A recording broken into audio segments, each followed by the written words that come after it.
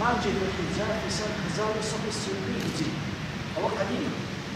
هو يمشي صفه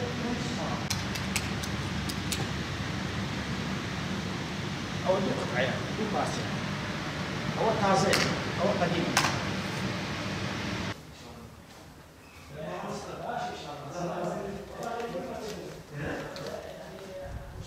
1820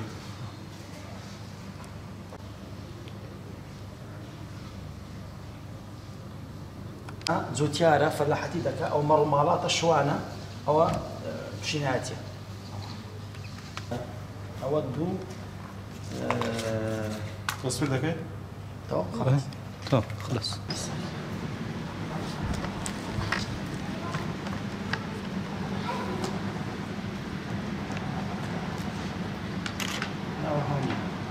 نولا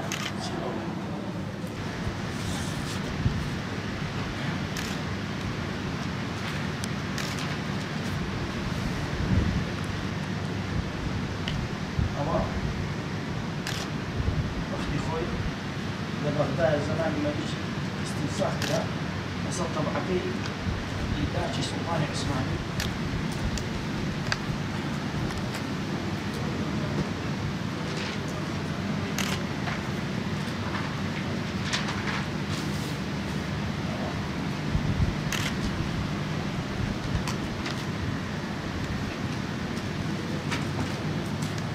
قد كان الفراغ طلع المصرح وصح رجال الملك فيصل الثاني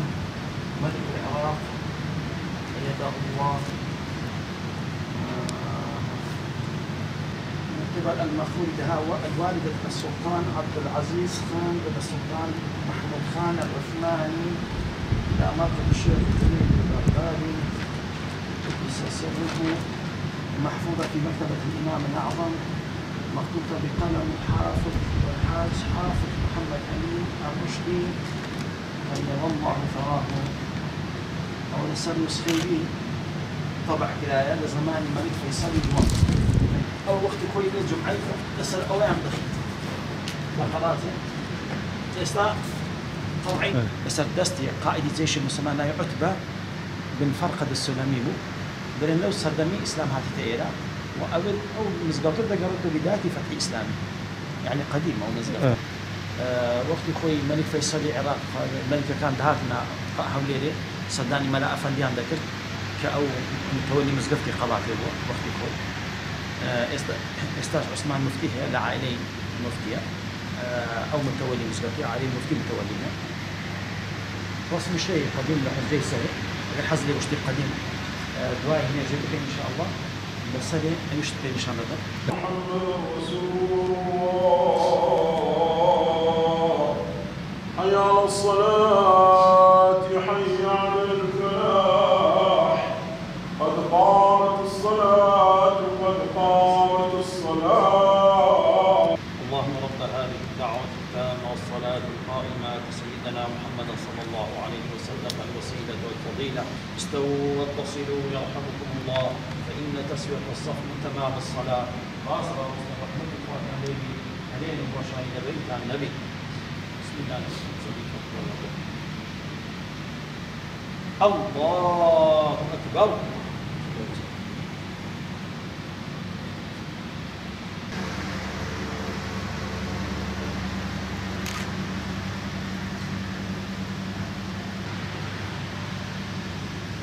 الله أكبر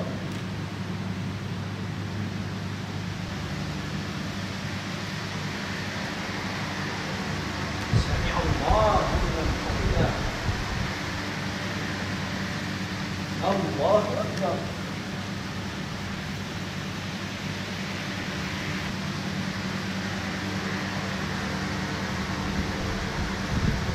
الله أكبر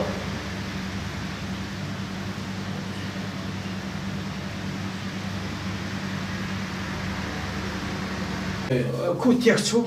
كو عالم تعاوني يانك تجديد يانك منو يانك تازي يانك بالنسبة أود ليتا يا جامع الكبير عليك السلام فيك الدروس والصلاة تقام لما رأتك الأهالي أنت منهدم، حاز المشاعر وسخ الإنعام، أعادوك في عصر الفضا وتشرفوا، أنعم بهم إنهم للخير مقدام،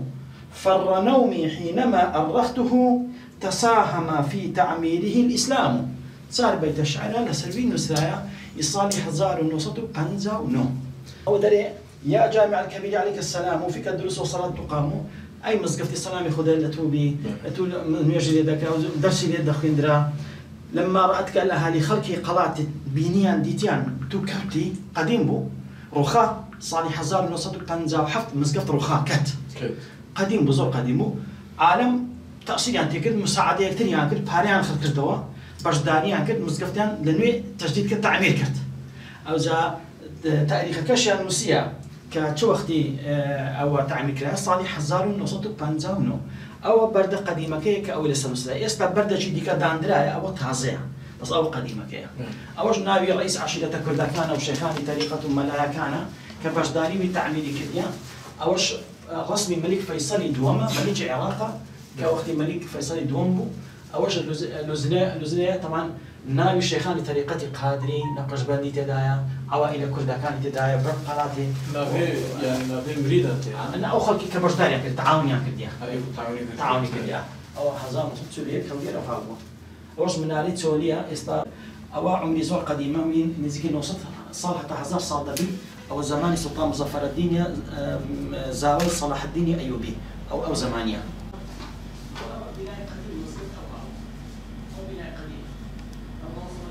وأنا مدرسي مسقفتي أبوينا ملا أمين ملا عمر ملا محمد.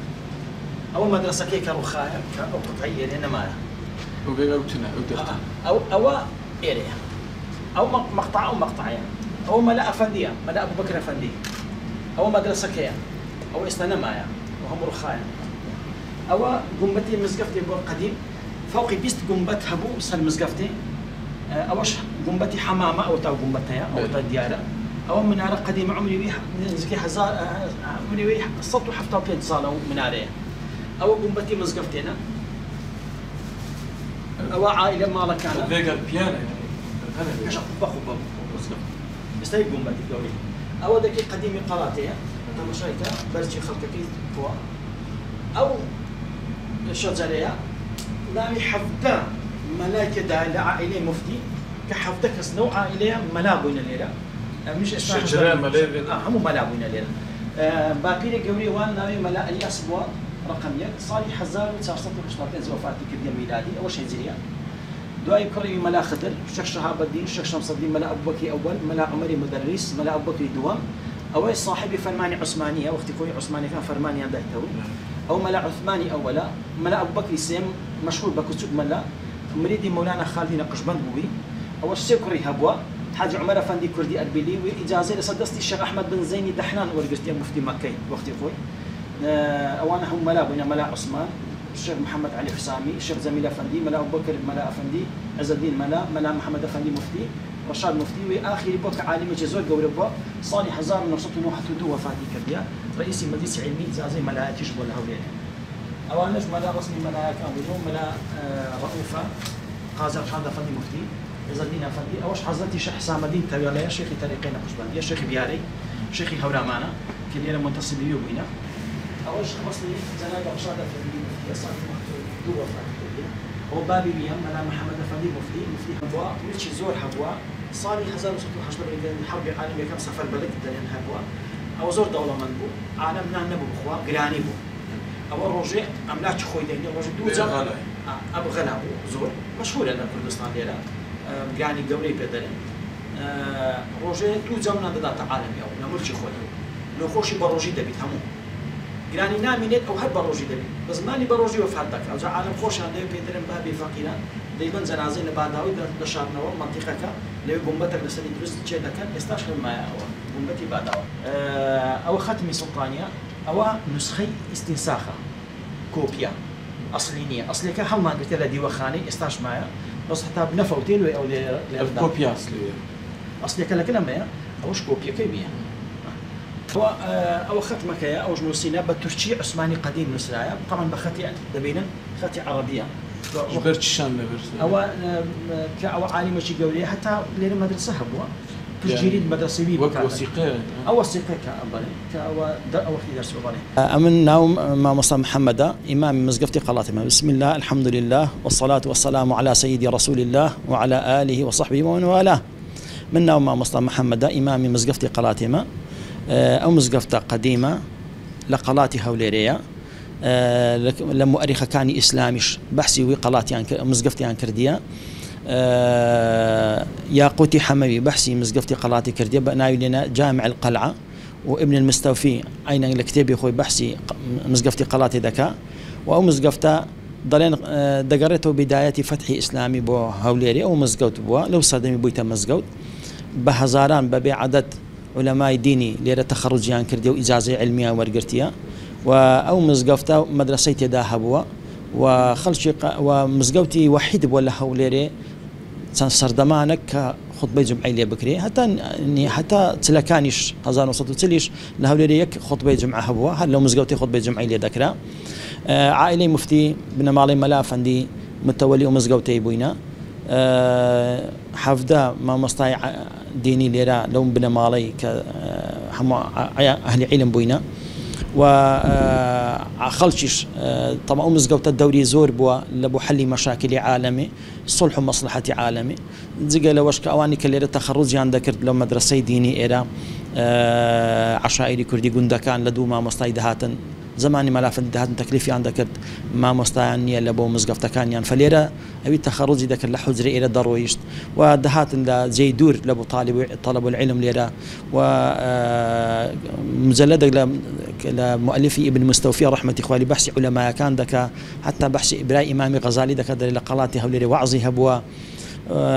ليرش خلقك طبعا مزقوتي وحيد بوا ومزقوت أبي توانيتي خزمتي خلشي بك لبو صلح ومصلحة تدريس علوم شرعية خوشي ولا خوشي أو ملة خلشي قلاتي هم لو مزقوتي اجتماعي عن كردية يستاج الحمد لله مزقوتك بردوام نيجي لذكري جمعي هي هرچند خلق استلقالاتي رويشتينا 820 ساعة إلى تقريبا مال هبو لقالاتي لسي أصدي 2006 خلق الرويشتن استا بويت تقريبا هالآثار قلاتي هولي رسي محلي طوبخانة وتشيا وصرا مزقفتي قلاتي لمحل دكوتا محلي تشيا كاتي خوي تشيشي قادري هبو لبج مزقفتي وتشيشي الرفاعي لدست راستي مزقفتي وختمي نقش بنديج لنا مزقفتي ذكرى